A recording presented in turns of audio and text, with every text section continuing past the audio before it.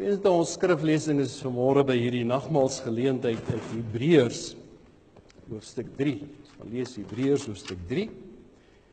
Ek gaan lees vanaf vers 7 tot vers 19.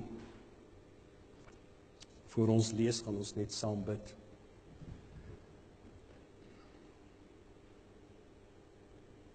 Almagtige God en Hemelse Vader, ons dankie dat ons ook in hierdie môre, ook by hierdie nagmaalsgeleentheid, ook net voor U kan stil word. Want as ons ook hier in die erediens is, Here, dan word ons diep bewus van die feit dat dit alleen deur Christus is dat ons hier kan wees. En dat ons deur Hom, die enigste middelaar tussen God en die mens, tot U kan nader. Ons dankie dat ons by hierdie geleentheid opnuut die nagmaal kan vier, die tekens van U liefde.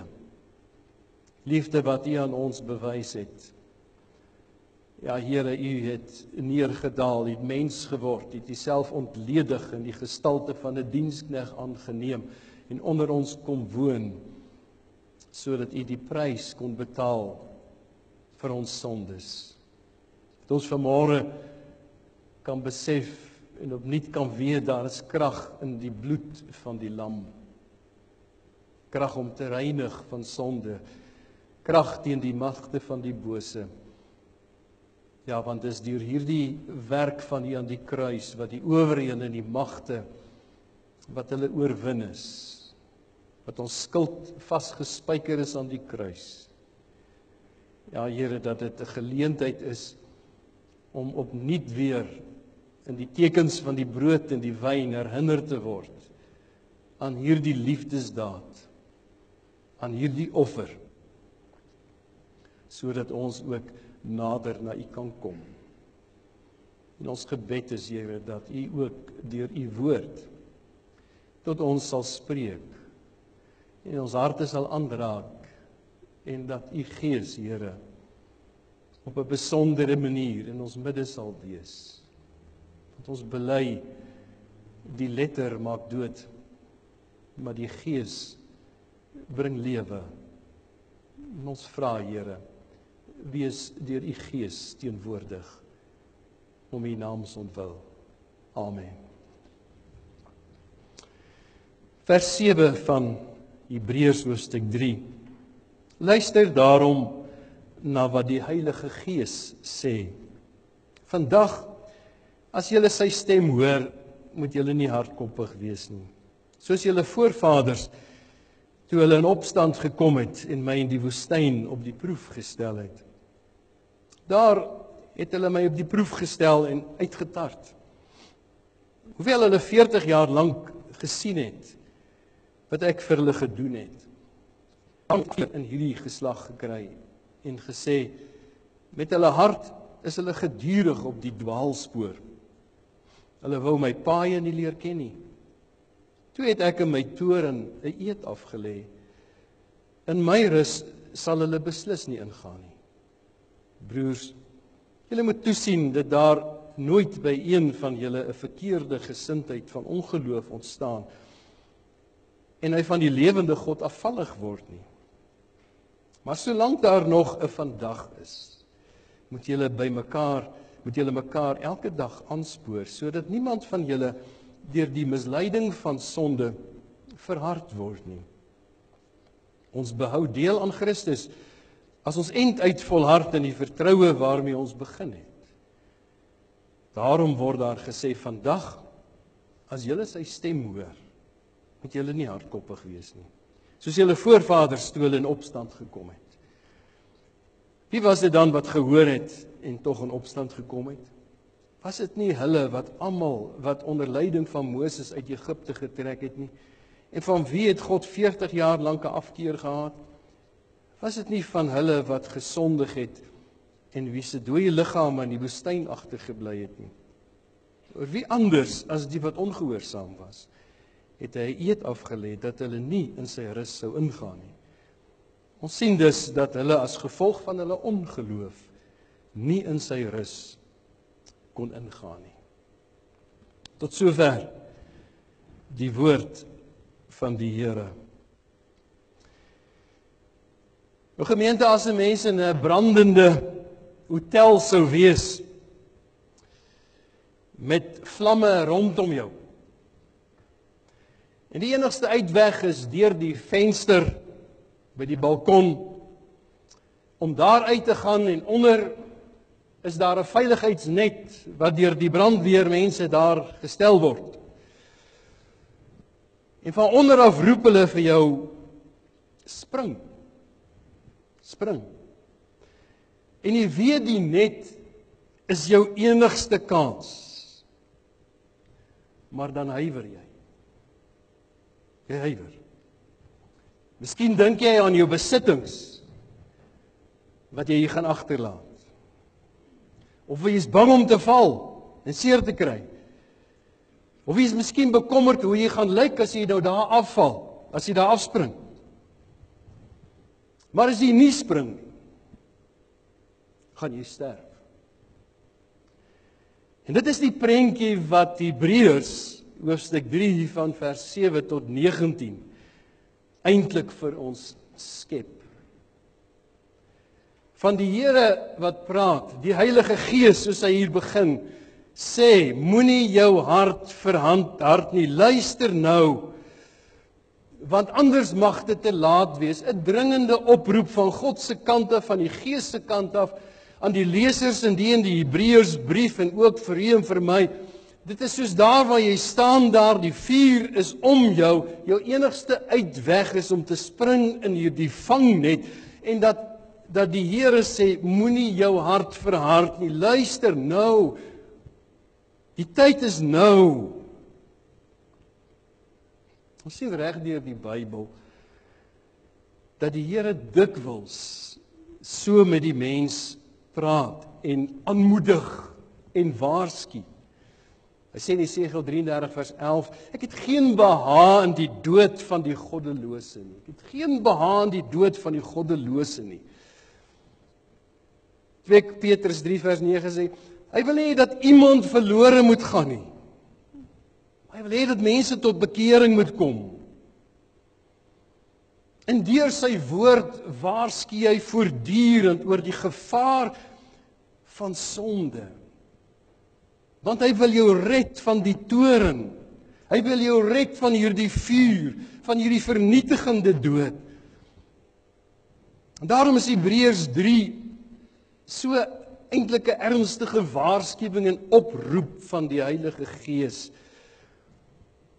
Vandag, as jy sy stem hoor, moenie jou hart verhard nie. En die skrywer van die Hebreërboek haal hierdie gedeelte aan uit Psalm 95 vers 7 tot 11.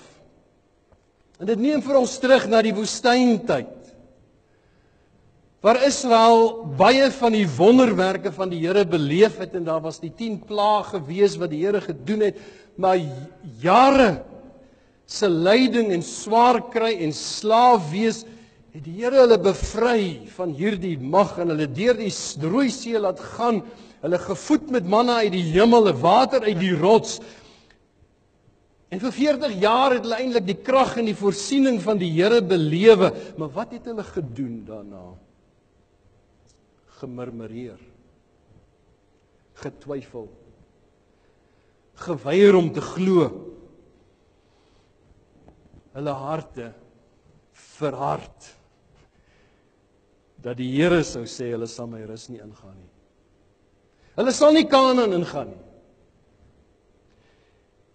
En dit was nie net 'n storie vir Dawid se tyd of die Hebreër tyd nie, dit is net so waar vir u en vir my vandag ook. En dat Hebreërs 3 ook baie duidelik praat met mense wat die evangelie ken.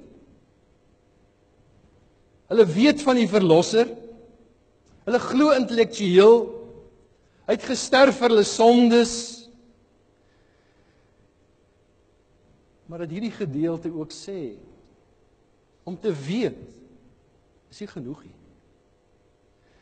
Dit is om soos in daardie brandende hotel te staan en sê, ja, ek weet, die net is daar. Ek weet hier's 'n brand om my, maar ek gaan nie spring nie. Baie mense het bewondering vir die evangelie. Maar geen hartsverbintenis daartoe nie. Hulle bely nie hulle sonde nie, hulle draai nie na die Here toe nie, hulle gee nie hulle lewe aan hom oor nie. En daar is geen guns aan, daar's geen goedheid daaraan. Om alles te besef en die evangelie te bewonder, want die bewondering kan jou nie red nie.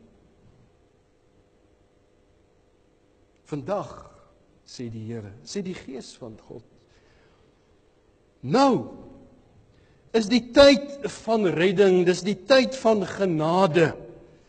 En niemand weet hoe lank hierdie vandag duur nie. Dwight L. Moody, wat evangelisasiedienste gehou het een keer vir mense gesê tydens 'n diens waar hy oproep op hulle gemaak het om die evangelie te aanvaar en hulle lewe met die Here reg te maak, het hy vir hulle gesê, gaan huis toe en gaan dink daaroor oor die evangelie. En daardie nag het daar 'n vreeslike brand uitgebreek, die groot Chicago brand. En baie van daardie mense wat in daardie diens was, het dit nie oorleef nie. En het gesê van toe af, gaan nie meer vir mense vra om uit te stel tot 'n ander dag en dan 'n besluit te neem nie, maar hy gaan vir hulle sê, moenie wag nie, besluit nou. Moenie huiwer nie. Môre is vir u en vir my geen waarborg dat dit daar sal wees nie. En hierdie gedeelte sê, terwyl jou hart nog sag is, wanneer jy God se stem hoor, dan is die tyd om te reageer. Wanneer jy nog weet, Jesus is die waarheid, draai na hom toe. Waarom dit so belangrik is, ook vir jong mense, om op 'n jong stadium van hulle lewe, terwyl hulle harte nog warm is en aangeraak word deur die evangelie, om te reageer. Statistieke wys daarop dat daar 'n sekere stadium is van ouderdom waar meeste mense nog verander, en hoe ouer jy word en hier na die einde se kant toe staan, hoe minder is daar verandering wat kan plaasvind. En die rede is dat die verharding tree in met die jare soos jy weier om te reageer. Jy staan baie keer op die rand, mens bang om te los. Jy is bang om jou sonde prys te gee, jy is bang om jou trots te bely en jou eie weë te laat staan. Dis baie wat selfs 'n belydenis gemaak het. Sien dit ook in hierdie Hebreërbrief. Maar dan val hulle terug. Dis baie jong mense wat partykeer in kerke, in groot groepe, partykeer ook belydenis van geloof af lê. Baie keer is dit eg, maar baie keer is dit 'n vertoon. Want daarna val hulle weer terug, hulle lewe is nooit aan Christus oorgegee nie, en hulle kom juis eintlik op 'n punt waar hulle lewe eintlik toon, hulle het Christus verwerp. En dat hierdie gedeelte sê, as jy sy stem hoor, daardie tyd in jou lewe, daai fase in jou lewe, of as jy in die erediens sit, verhard nie jou hart nie, want vandag is die dag van 'n keuse maak. Vandag is die dag.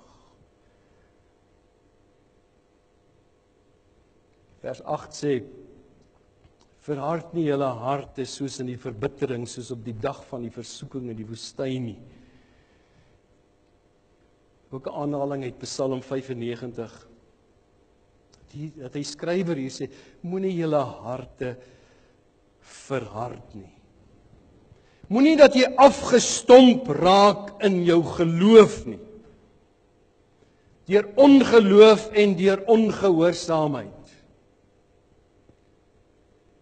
As die Here met jou praat en hy sy woord raak vir jou aan, moenie uitstel nie, moenie afgestomp raak nie, moenie volhard in ongehoorsaamheid nie. En hy verwys ook hier na Meriba en Massa in die woestyn, waar Israel keer op keer teen God gemurmureer het, getwyfel het. Die tyd van verbittering wys na hierdie opstandige tyd van Israel. Hulle het voortdurend die getrouheid van God bevraagteken, ondanks al sy voorsiening. En hierdie verharding is 'n geleidelike proses in mense se lewens waar hulle herhaaldelik die stem van die Here hoor, maar nie daarna luister nie. Israel, wat voortdurend die goedheid van God ervaar het. Hulle het voortdurend gevra, Here, help vir ons, gee vir ons water, gee vir ons brood, en dan doen die Here dit, en dan gebeur daar weer 'n tyd, dan sê hulle, nee, ons beproef die Here, nou sal hy dit doen. Hulle verhard hulle kom in opstand teen God. Iets gebeur nie in jou lewe soos jy dink dit moet nie. En die eerste een wat jy beskuldig is God, nie jouself nie. Hy gee vir jou oorvloed, hy gee vir jou reën, hy gee vir jou gesondheid, hy gee vir jou talente. Jy spandeer dit in jouself. Die grootste dankbaarheid wat 'n mens kan toon as jy gebid het, Here, help. Help my. Soos Israel. Here, gee brood, Here, gee water. En dan doen die Here dit, hy gee reën. Jy hou 'n dankdag, jy gee reën. Weet jy wat is die beste dankbaarheid wat jy kan doen? Nie net om formeel 'n diens te hou en te sê dankie nie, maar met 'n lewe van oorgawe te kom. Te sê, Here, U is goed vir my. U hoor my. Jesus het vir my gesterf, wie is my lewe? Ek gee my in toewyding aan U. Maar as jy volhard na die goedheid van die Here, hy gee vir jou water soos hy Israel gegee het, hy gee vir jou brood, hy gee vir jou gesondheid, hy gee vir jou talente. Wat doen jy? Jy leef maar net vir jouself en jy volg jou eie weë. Moet julle verhard. Soos Israel by Meriba en Masa nie. Was dringend die gedeelte om God se stem te verwerp is om die offer van Christus te minag. Dis wat die gedeelte sê. Wanneer die Here met jou praat, wanneer hy vir jou roep, wanneer jy oortuig van sy offer aan die kruis, wanneer jy hom verwerp en sy stem en sy voorsiening, dan minag jy die offer van die kruis, van die Here Jesus. Dit waarvan ons die tekens hier voor die kansel sien. So Israel se sonde was nie net ongeloof nie, maar 'n aktiewe keuse om God se goedheid uit te daag. Dis wat die Hebreërbrief teen waarsku. Vermy dit. Moenie die goedheid van God uitdaag nie.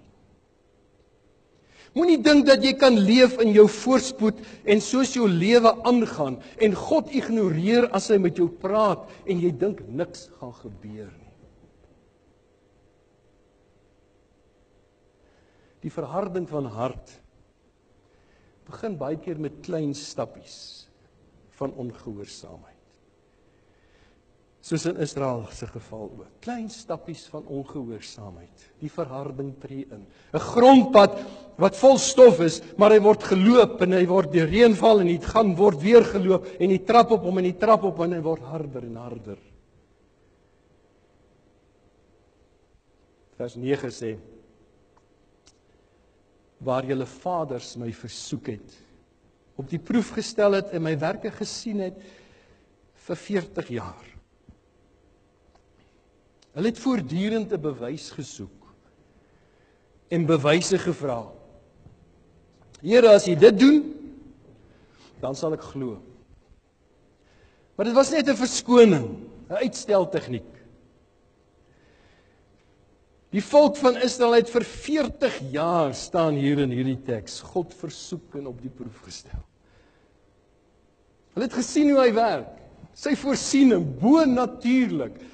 Honderde duisende mense in die woestyn, geen kos en geen water, maar die Here daagliks voorsien. Hulle Deuteronomium lees ons dat selfs die klere aan hulle lyf het nie geslyp nie. En op 'n keer het hulle ook weer, is daar by Meriba en ander plekke getwis met Moses, gee vir ons water, so ons kan drink. En Moses sê, waarom twis julle met my? Want julle stel die Here op die proef. Nie in die Here vertrou nie.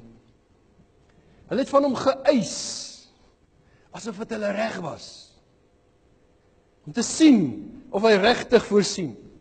Het geglo, my voorspoed en die voorsiening van die Here, dis my reg. En wanneer hy weer beskerm en weer voorsien, dan glo hulle nog steeds nie. Dan keer hulle maar net weer terug na hulle ou wee en hierdie gedeelte sê, moenie soos hierdie mense wees nie, pleit die skrywer. Moenie verskoning maak vir jou ongeloof nie. Moenie jou harte verhard teen God soos wat hulle gedoen het nie. Anders sal jy ook die geleenthede verloor soos hulle dit verloor het. Baie mense wat vra, as die Here dit doen, as dit gebeur, dan sal ek glo.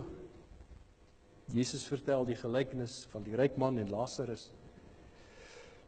En op die ou en die ryk man wat in die hel beland, en hoe swaar hy daar kry, hoe hy vra dat net 'n vinger gedruk sal word in die water, dat hy dit net 'n druppeltjie daarvan, net 'n lekseltjie daarvan kan kry om sy dors te les. En dan vra hy vir Abraham, en hy vra Abraham, kan ons nie iemand stuur uit hierdie plek om mense te waarsku nie? Hy het gedink as hulle iemand daaruit sou stuur en mense te waarsku, dan sal hulle glo, dan sal hulle sê ons gaan ons lewens verander. Maar Jesus het geantwoord, hy antwoord of Abraham, as hulle nie na Moses en die profete luister nie, sal hulle ook nie oortuig word al staan iemand uit die dood uit op. Sê julle die Bybel, julle die woord van God. As jy nie oortuig word deur die Bybelse boodskap nie, as jy dit nie bestudeer en na God se stem luister nie, al sê Jesus hier, al kom iemand uit die hel uit, al rokende en brandende of hoe ook al hy daar uitkom, sal sy lewe jou nie oortuig nie, as jy nie bereid is om na die woord van God te luister nie. Jy sal nog steeds aangaan met jou lewe, sonder om te verander.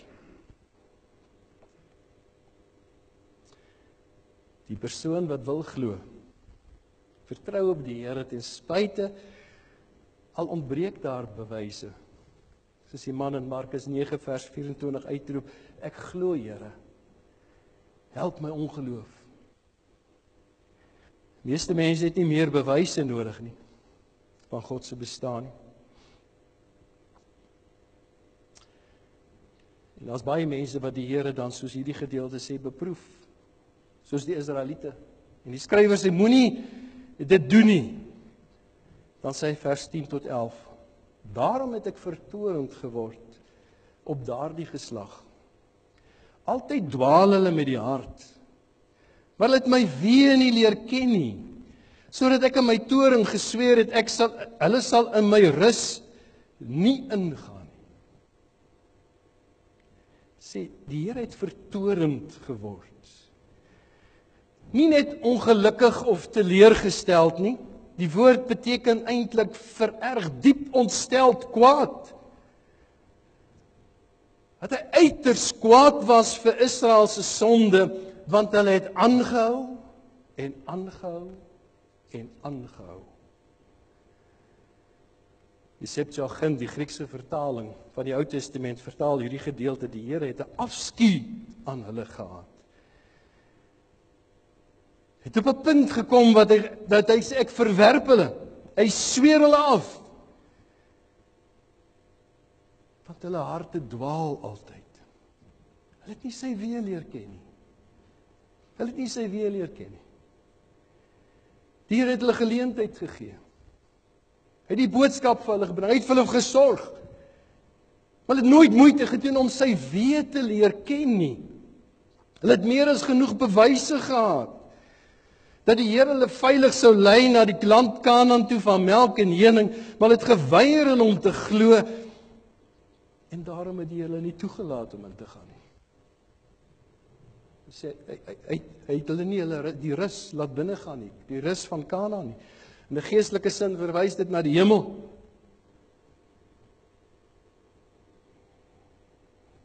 Hoe baie keer is dit nie dat die Here ook vir u en vir my op so baie gebiede seën en voorsien. Hy hou ons aan die lewe. Gebruik jy die tyd om die weë van die Here te leer ken? Die Here sê vir hierdie volk, hulle het nie my weë leer ken nie. Het geen moeite daarmee gemaak nie. Hulle was net bekommerd oor sy versorging, maar nie sy weë nie.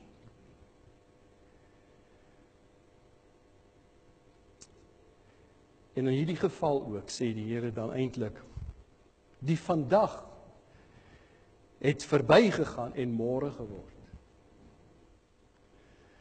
Dat die doelbewuste verwerping van die Here kan op die ou einde die verwerping van jouself word deur die Here. Die Here eendag sal sê, jy het genoeg bewyse gehad. Dit is nou verby. Vandag is verby. Dis nou môre. En jy sal die beloofde land nie ingaan nie. Jy sal my rus nie ingaan nie. Ons sien eintlik in hierdie gedeelte die genade van God. Hy sê 40 jaar. Ek het by julle aangehou, gevoorsien. Ek het alles gedoen. En vir die Christen vandag, die Here het nou meer gedoen. Sien nie voor die kansels die teken van die brood en die wyn.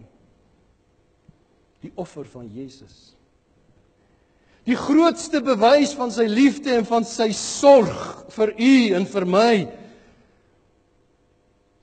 Kan nooit sê hy het nie genoeg bewyse nie. Jy kan nooit sê hy het nie genoeg gedoen nie. Hy het sy enigste seun gegee, die grootste offer. Hy het sy lewe gegee, sy bloed gestort, sy liggaam laat breek vir u en vir my. Hy het sy liefde getoon. En ongeloof in die lig van hierdie oorweldigende bewyse is tragies en sonder verskoning. En iemand wat dit nie aanvaar, die sal nie die beloofde land binnegaan nie. Hulle sal nooit die rus van die Here beerwe nie. Vers 12 sê, pas op, broeders, dat daar in niemand van julle 'n bose en 'n ongelowige hart is, deur van die lewende God afvallig te word nie. Gebaseer op hierdie voorbeeld van Israel in die woestyn, doen hy 'n beroep weer eens op hulle, moenie hulle voorbeeld volg nie. Dat die oordeel het gekom oor die mense wat die woord van Moses verwerp het in 'n sekere sin. Maar hier sê hy, 'n groter waarskuwing is vir die wat die woord van Christus verwerp, want in die vorige gedeelte tref hy 'n vergelyking hoe groter Jesus as Moses is. Die grootste sonde is ongeloof, wys die Bybel vir ons. Die grootste belediging teen die Here en dit wat die grootste skade vir onsself bring, is ongeloof. Hierdie lesers was ingelig oor die evangelie. Baie van hulle het dalk 'n belydenis gedoen dat hulle Christene is. Niemand het hulle self beskou as aktief en doelbewus teen Christus nie. Eintlik was hulle tog almal teen hom.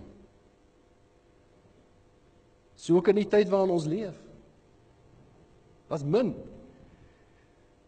wat aktief sê hulle is teen Christus, selfs veral in die besonder die wat in die kerk is, né? Ons het 'n kulturele Christendom gekweek deur die jare.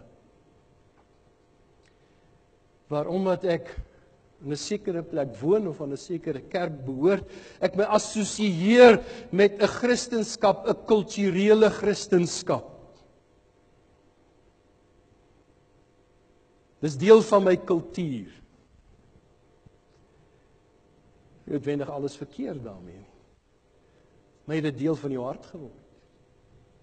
Is jou geloof in Christus 'n werklike belewenis van jou innerlike wese?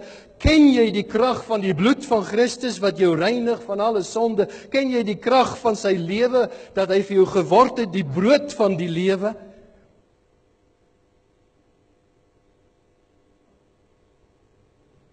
Maak nie saak hoe naby 'n persoon daarin is om Jesus te aanvaar nie. Maak nie saak al staan jy op die balkon, jy's uit die venster uit van die hotel, die net is daaronder. Dit gaan jou nog nie help nie. Jy moet spring. Jy moet spring. As jy nie tot volle oorgawe, as jy nie jou lewe met toewyding aan die Here wy nie, en gemeente, hierdie kulturele Christendom wat ons het, is dikwels 'n Christendom wat so flou is. Dis soos die lou water wat Jesus uit sy mond spuug. En dis waarom die Christendom ook sadig al sal sterf in hierdie land teen sy Christene begin leef soos Christene en toegewyd aan die Here met oorgawe word. Sal sterf. Hy sal dit self uit sy mond spuug. Hierdie gedeelte sê as jy nie tot volle oorgawe kom, het jy 'n bose en 'n ongelowige hart. Wanneer jy die waarheid van Jesus hoor, dit erken as waarheid en dan jou rug daarop draai en wegstap, kan jy eintlik sê as niks wat God verder vir jou kan doen nie. Hierdie gedeelte sê, as jy die evangelie hoor, reageer daarop. Reageer daarop. Reageer op sy liefdesstem. Terwyl jy kan. Moenie te lank wag nie. Jou hart sal al harder word. Al meer onsensitief. Die besluit sal al moeiliker word. Soos jou hart harder word, sal die besluit al moeiliker word. En dat hierdie gedeelte dan sê, hy sê eintlik waak oor mekaar, broeders. Kyk nou, pas op. Kyk na mekaar. Laat daar nie 'n ongelowige hart by julle is nie. Want as jy hierdie pad val, stap, sal jy vir ewig van die lewende God af wegval. Sal wegval. Vers 13 sê, sodat niemand van julle deur die verleiding van die sonde verhard word nie. As min mense wat dit eintlik besef as hulle verhard geword het, né? As iemand geestelik verhard is, dan besef hy dit nie baie keer nie. Hy's reg in sy eie oë. En jy kan keer op keer die evangelie hoor en jy reageer nie daarop nie. Dis soos 'n mens hard word. Dieselfde son, soos iemand dit gestel het, wat die was smelt, verhard die klei. Dieselfde son, dieselfde evangelie wat hier en oor die wêreld verkondig word, het twee reaksies. Een, dit verhard jou. Jy hoor dit oor en oor, jy sluit jou ore. Soos die was. Aan die ander kant verhard, of die klei, soos die klei. Maar die son smelt die was of die botter. Selfde mense wat oor die wêreld aan die ander kant weer die evangelie hoor, buig daarvoor, word broos, ontvanklik, kom tot oorgawe. As jou hart nie deur geloof laat versmelt nie, sal dit deur ongeloof verhard word. Jou lewe kan verbeter, maar dat is nog nie redding nie. Dis baie mense wat die uitkyk het oor die lewe, sê ek is nie 'n sondaar nie, ek sorg dan vir my gesin, ek is 'n hulpvaardige buurman, ek is 'n goeie burger in die gemeenskap, ek is nie perfek nie, maar ek is nie boos nie. Jou lewe kan goed wees, maar die Bybel sê jy het redding nodig. Jy het redding nodig. En dis net Jesus wat dit kan gee deur sy bloed. So elke mens, sê hierdie hoofstuk, staan op die rand van 'n besluit. En dis 'n besluit wat jy nie kan ontsnap nie. Die vuur is rondom jou, die vangnet is onder. Of jy glo tot redding van jou siel, of jy draai weg tot verderf. Daarom kom hierdie aangrypende woord van Hebreërs 3 vers 7, wat hy begin deur te sê, die Heilige Gees sê. Nie 'n mens nie, nie 'n dominee. Die Heilige Gees sê, vandag, as julle sy stem hoor, verhard julle harte nie. Amen. Ons bid saam. Here, ons dankie dat ons ook vanmôre die stem van die Heilige Gees kan hoor. Dat ons nie daaroor hoef te twyfel nie, dat ons nie vra daaroor hoef te vra nie, want u woord sê dit baie duidelik, dis die Heilige Gees wat dit sê. En ons gebed is, Here, ook waar ons nou gaan aansit op by die nagmaalstafel, Here, waar ons weer eens oordink die offer aan die kruis. Die grootheid daarvan, die bloed wat gestort is, die liggaam wat gebreek is. Dat ons daarin die liefde van die Here sien. Die ope uitnodiging, die genade boodskap. Die oorweldigende liefde van U in die hemel. Wat vir ons sê, die deur is oop, die poort is oop, die weg is gebaan. Die Here Jesus het betaal. Maar Here, U woord sê vir ons ook vanmôre, ons moet daarna luister. En die lewe moet verander. Geef vir ons, Here, 'n gelowige hart. En neem weg ons ongeloof. En as daar iemand is vanmôre wat baie besonder die stem van die Heilige Gees hoor, wat met hulle praat, Here, gee dat hierdie dag, vandag, ook hulle dag van redding sal word. Dat hulle tot oorgawe aan U sal kom. En dat die Here Jesus en hom sal aanneem, sal glo in hom, dat sy bloed gestort het tot vergifnis van alle sonde. Amen.